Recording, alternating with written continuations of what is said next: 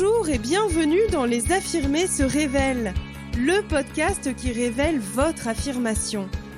Les Affirmés, c'est une source d'inspiration, un podcast et surtout un coaching spécialisé qui vous aide à identifier vos peurs, vous apprend à oser et à vous affirmer dans toutes vos relations. Je suis Azilis, coach senior et thérapeute, et chaque semaine je vais vous parler de ce qu'est l'affirmation, de ce que vous pouvez découvrir et développer en vous, et comment trouver votre propre manière de vous affirmer davantage au quotidien. Vous êtes affirmé et vous allez vous révéler. Mettez-vous à votre aise, c'est parti pour l'épisode du jour. Bonjour, je vous accueille aujourd'hui pour parcourir ensemble ce 5e épisode et je suis très heureuse de poursuivre l'exploration des récits de vie, récits de coaching avec l'histoire de Louison Fauvel qui n'en pouvait plus des relations toxiques. Mais tout d'abord, avant de vous raconter cette aventure particulière, et puisque nous abordons un sujet épineux, j'aimerais porter à votre attention 2 points importants de ma posture. Alors, je précise, il s'agit bien de ma posture qui ne s'érige en rien en vérité, c'est donc un point de vue. Le premier point est au sujet de toutes ces étiquettes que l'on colle à tout va sur sa propre personnalité, mais parfois et surtout sur celle des autres. Alors je peux complètement entendre que l'on s'appuie sur des concepts X, Y, Z du développement personnel pour mieux comprendre un comportement ou une tendance chez soi. Parce que oui, entendre des mots qui formulent d'une autre manière ce que l'on ressent et qui viennent justement poser des mots qui nous rassurent ou nous encouragent, c'est important. Mais attention aux étiquettes. Elles sont aussi utiles que totalement réductrices. Et en plus, elles sont parfois complètement galvaudées. Elles viennent tranquillement valider inconsciemment des croyances bien ancrées et nous empêcher de fait d'accéder à ce qui aurait besoin d'être exploré. Et même si elles peuvent être relativement justes, un temps, elles peuvent aussi nous enfermer dans des comportements qui, à la longue, deviendront limitants. J'ai un ami passionné par le taoïsme qui m'a rapporté la citation suivante de Lao Tse. « La voix qui peut s'énoncer n'est pas la voix pour toujours. Le nom qui peut la nommer n'est pas le nom pour toujours. » Ah, je sais qu'on aimerait parfois simplifier la psyché, parce que sa complexité nous fait des nœuds au cerveau, au corps et au cœur. Parce que, comme dirait quelqu'un que j'ai eu au téléphone aujourd'hui, j'aimerais bien mettre tout ça dans une boîte et la balancer. Oui, je comprends. Mais non, ça ne fonctionne pas. On peut nier, refouler, projeter, mais un jour ça fait pchit de tous les côtés, ça déborde, ça en fout partout, c'est dégueulasse. J'exagère ? Oui, un peu, mais j'aime bien. Alors vous faites ce que vous voulez, mais personnellement, je me méfie de ces étiquettes toutes vulgarisées. Mais qui sait, je changerai peut-être d'avis un jour. Bon, c'était le premier point, et en découle le deuxième. Alors je ne sais pas si vous m'avez vu arriver avec les liens sur les relations toxiques, mais voilà le topo. Je n'adhère pas au mouvement très à la mode des pervers narcissiques et autres victimes de pervers narcissiques. Je sais bien sûr que cela existe. C'est une structure mentale très particulière et ça concerne vraiment une minorité de personnes. C'est à une échelle tellement réduite que le nombre de forums sur le sujet devient complètement dingue et personnellement, ça m'interroge davantage sur la position victimaire. J'ai d'ailleurs entendu quelqu'un faire une blague à ce sujet il y a quelque temps et cette personne disait « Non, mais quand t'as un peu souffert de la relation avec ton ex, c'est direct un pervers narcissique. » À vous de voir ce que vous faites avec ça. Alors loin de moi l'idée de nier la souffrance insupportable que l'on peut ressentir dans certaines relations et la violence de ceux qui se confrontent parfois entre deux êtres. Mais ce sur quoi j'attire votre attention, c'est qu'une relation, c'est un système et que quand on est dedans, on y prend aussi part et qu'on a sa propre place dans ce système. Bon, je ne suis pas là pour vous faire la morale, chacun pense ce qu'il veut. Je vous donne mon point de vue. Je pense que les relations humaines, c'est complexe, qu'on vient y jouer et y rejouer des mécanismes très inconscients et que quand on est deux à le faire, en interaction, en interimbrication de systèmes de croyances, de blessures, de façons d'exprimer, de besoins différents, eh bien on a bien vite fait d'être rapidement dans la merde. Et une dernière chose, puisque je suis lancée sur le sujet, la victimisation, ce n'est vraiment pas aidant pour aller bien. Mais je ne jette la pierre à personne, j'ai été là-dedans durant des années. C'est la faute à Pierre, Paul, Jacques, ils sont tous trop méchants avec moi alors que moi je suis une super gentille nana hyper bienveillante et empathique et qui ne veut que du bien et de l'harmonie dans le monde des bisounours. Je suis sensible à l'écoute et j'essaye tellement de communiquer. Oui, enfin tout ça c'est vrai. Mais je ne sais pas non plus dire non, je ne dis rien quand une chose me déplaît et je rumine, je m'adapte sans cesse aux autres et je me raconte des histoires pour bien valider l'histoire que tous ces gens sont vraiment très vilains. Maudits toxiques. Ce que je suis ne plaira pas à certains. J'aurai parfois des envies et des besoins qui se confronteront à ceux des autres. Et en posant des limites, parfois je pourrais aussi paraître injuste. Et alors ? N'est-ce pas le principe même de la vie? On se raconte tous une histoire différente, alors parfois ça colle et parfois ça ne colle pas. Oui, comme la majorité des gens, nous faisons de notre mieux. Mais certains de nos mécanismes inconscients sont vraiment hyper relous pour les autres et c'est comme ça. Il y a deux bouts dans la relation et chacun est en charge du sien.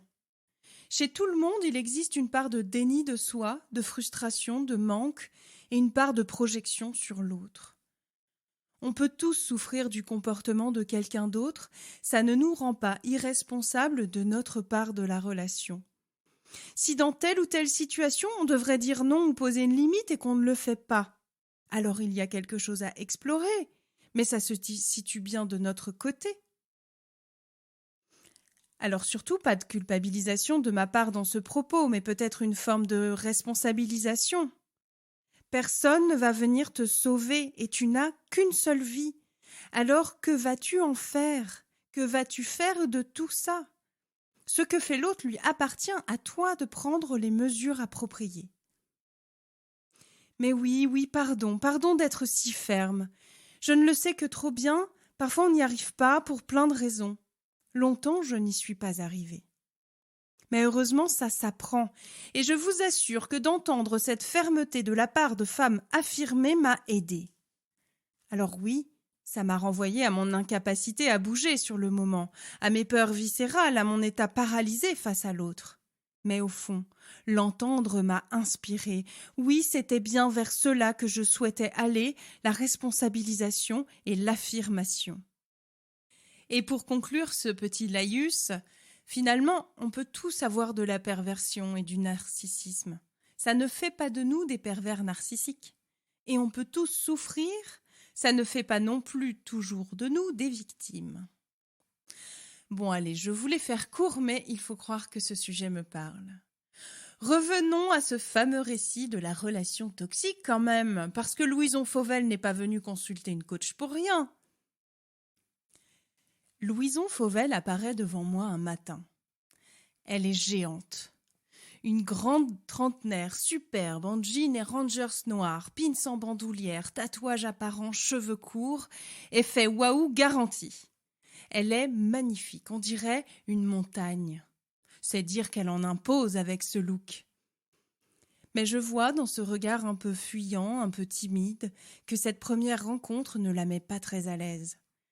Elle arrive néanmoins à se lancer rapidement pour m'expliquer ce qui la ronge actuellement. Louison Fauvel en a marre des relations qui tournent mal. Au début de la séance, elle décrit plutôt des situations où elle se sent victime des autres, de leur incapacité à bien communiquer, de leur dureté, de leurs critiques et de leurs choix injustes, de tout ce que ça lui fait, elle qui ne cherche qu'à faire en sorte que les autres soient contents.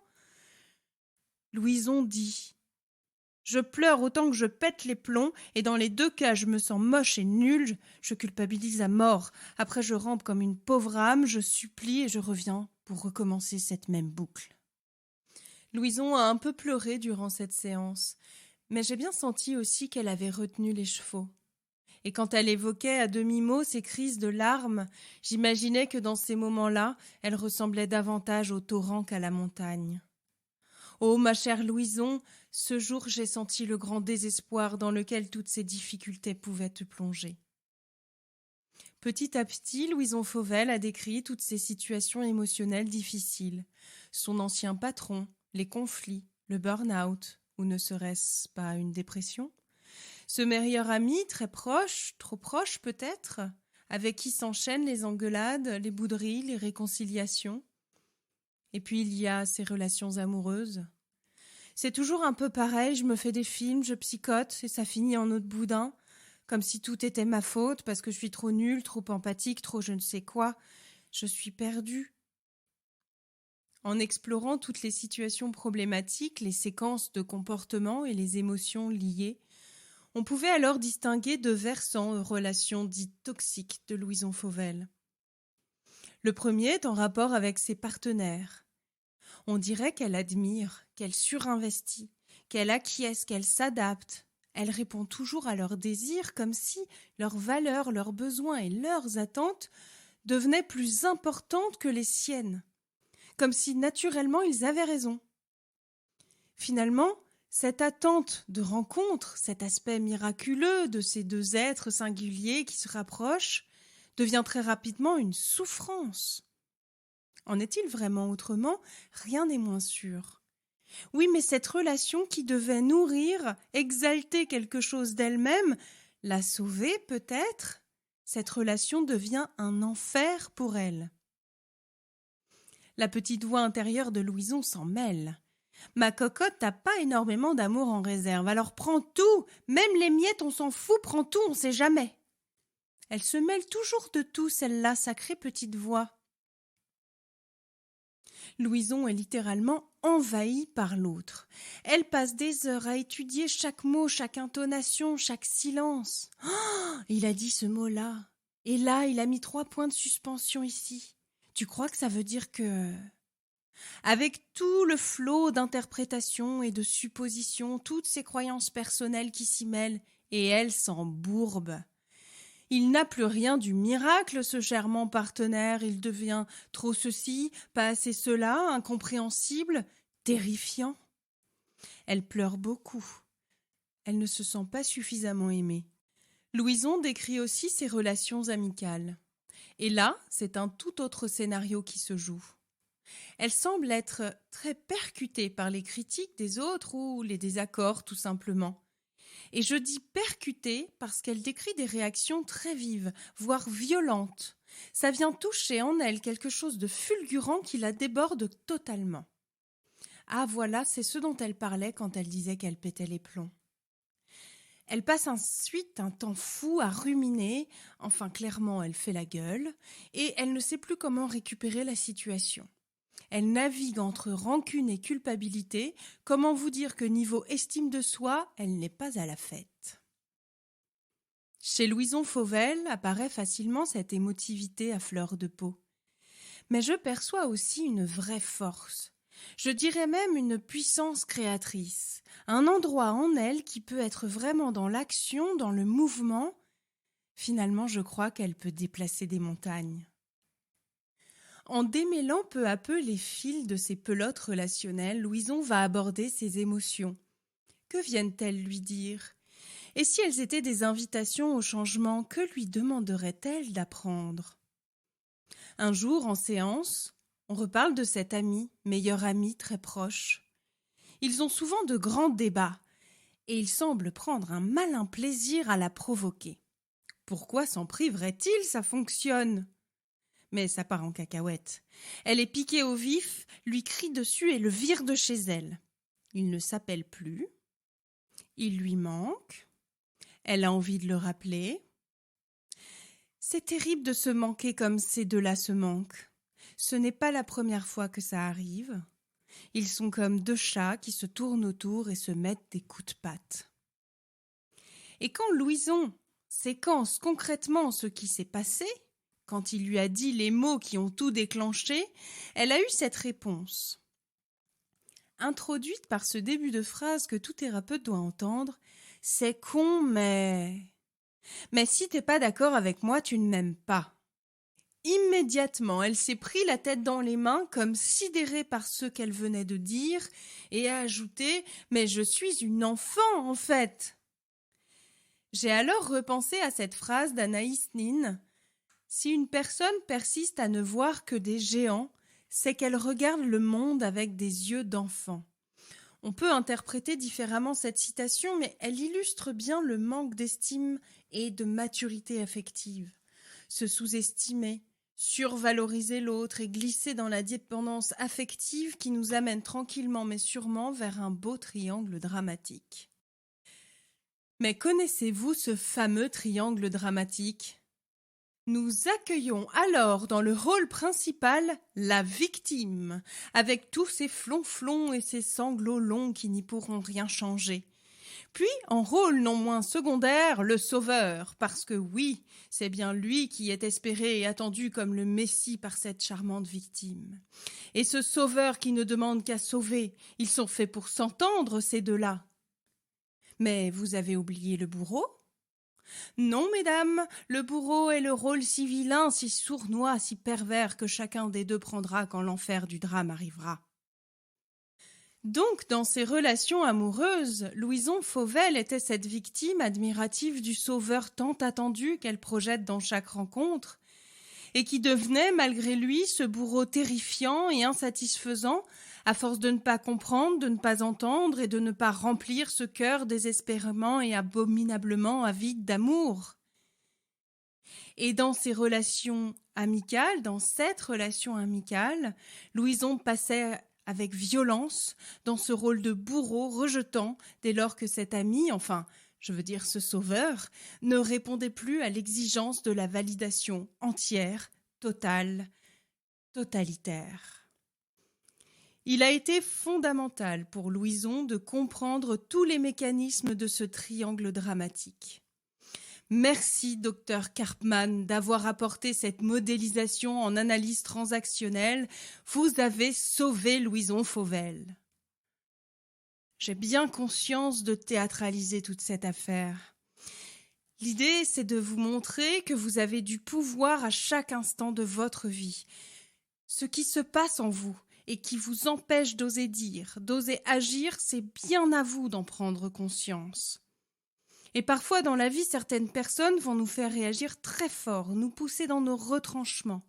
Mais parce qu'on y est allé aussi, parce qu'à un moment, il y a quelque chose en nous qui a voulu jouer dans ce scénario. Et oui, je suis bien d'accord, c'est terrible. J'ai été assistante sociale longtemps et j'en ai vu des personnes prises dans des systèmes très toxiques. Et je suis également passée par là.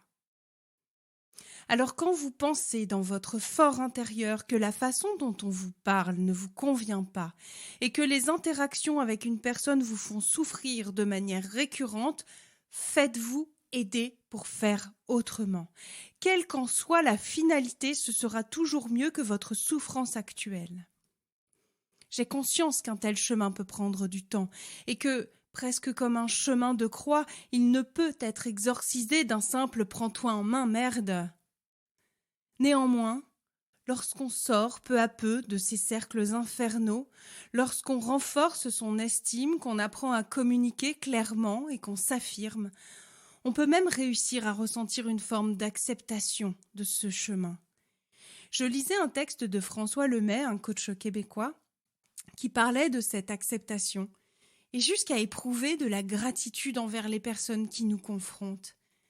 Et j'ajouterais peut-être de la gratitude envers soi-même, d'être allé inconsciemment vers ces personnes parce que cela, parfois, nous permet d'y trouver des réponses, de percuter le mur avant d'apprendre à le grimper et le dépasser. Et d'ailleurs, cette posture me fait penser au concept de l'amor fati de Nietzsche, qui est une forme d'acceptation du chemin que l'on fait dans la vie. Bon, heureusement, comme je vous le dis souvent, on est tous capables de prendre conscience qu'on a des endroits à explorer en nous et que non, tout n'est pas de la faute des autres et qu'on a tout à gagner, à porter et affirmer sa propre parole. En début de coaching, je demande aux femmes que j'accompagne de porter une attention à ce petit coach intérieur qui va grandir en elles. C'est un peu le versant adulte de la vilaine petite voix. Et au fur et à mesure, elles vont apprendre à réagir au moment où se passe la situation, plutôt que 2 semaines après ou jamais. Et ce qui les aide, ce sont justement toutes les questions, les réactions de ce petit coach intérieur. Tu te rends compte là de ce qui se passe? T'as bien vu que ça te plaît pas au fond? Tu pourrais pas essayer de faire autrement? Non mais j'insiste, parce que tu sais exactement comment ça va finir, non? Bon, alors, c'est quoi le problème pour toi? Qu'est-ce qu'elle te dit ton émotion là? Et de quoi tu aurais besoin maintenant? Et si tu pouvais faire autrement, tu ferais quoi? Et c'est exactement ce qu'a fait notre chère Louison Fauvel, se poser des questions et regarder les situations qu'elle vivait sous un angle différent. Louison savait que son estime d'elle était trop fragile. Elle a su petit à petit passer à l'action pour nourrir à nouveau cet espace en elle, et ça je vous le raconterai une autre fois. Mais elle a surtout pris conscience que cette mauvaise estime l'avait entraînée dans une forte dépendance affective, et donc dans des mécanismes relationnels toxiques. Ce que je dis là, ce n'est pas que l'un ou l'autre est toxique, mais que le lien qui existe entre eux le devient parce que les prismes inconscients dans lesquels ils sont pris se répondent. Chacun apporte de l'eau au moulin de l'autre. Cette année-là, Louison Fauvel a exploré ses relations avec des informations nouvelles, avec cette connaissance de ce qui peut se jouer entre 2 personnes qui ont des estimes fragiles. Parce que n'oublions pas que ni la victime, ni le sauveur, ni le bourreau, avec leurs 3 rôles interchangeables, n'arrivent à sortir de ce fameux triangle. Et c'est bien là où je veux en venir pour conclure. Au-delà de nourrir son estime de soi pour ne plus être autant en dépendance affective, il est nécessaire de sortir de ce schéma relationnel. Et vous allez me dire, oui, mais comment? En prenant votre place d'adulte, en vous connectant à votre adulte intérieur et en communiquant avec l'adulte de l'autre.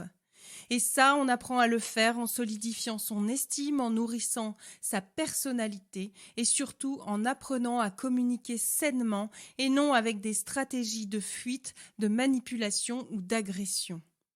Je sais que ce n'est pas toujours simple en fonction de l'endroit où l'on se situe intérieurement et dans sa vie.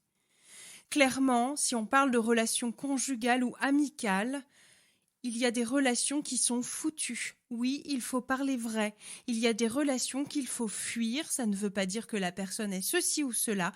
C'est que la relation entre ces 2 personnalités ne fonctionne pas. Et puis il y en a d'autres où malgré tout, on peut ensemble sortir du schéma, repositionner les places pour trouver un équilibre satisfaisant pour les 2. Je le redis encore, non, l'autre n'est pas miraculeux et il ne viendra pas vous sauver. Par contre, oui, et un grand oui, la relation à l'autre peut être miraculeuse quand elle trouve son équilibre. Ça n'enlèvera pas les tracas du quotidien. Néanmoins, vous pourrez admirer, être admiré, communiquer, poser simplement sur la table ce qu'il y a à poser et faire cohabiter les singularités de chacun ensemble. Ah oui, une dernière chose. Vous avez le droit d'être profondément triste, de vous plaindre, de culpabiliser, d'avoir peur et d'être en colère. L'essentiel, c'est ce que vous en faites pour mieux le vivre.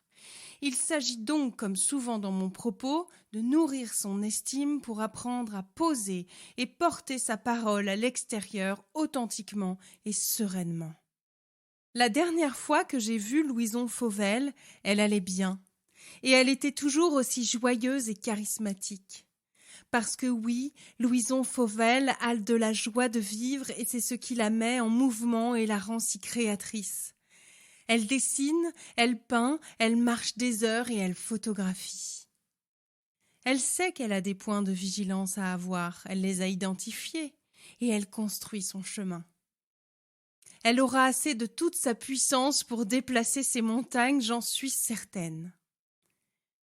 Le confinement est passé par là, je n'ai pas revu Louison. Alors, ma chère Louison Fauvel, si tu m'entends, un jour, de nouveau, il y aura des concerts, il y aura des terrasses, et nous nous y croiserons, je te l'assure. Je vous remercie toujours autant de bon cœur d'avoir navigué ensemble à travers l'aventure de Louison Fauvel et des méandres parfois noueux des relations humaines. Et moi, je vous retrouve dimanche prochain pour que toutes les affirmées se révèlent.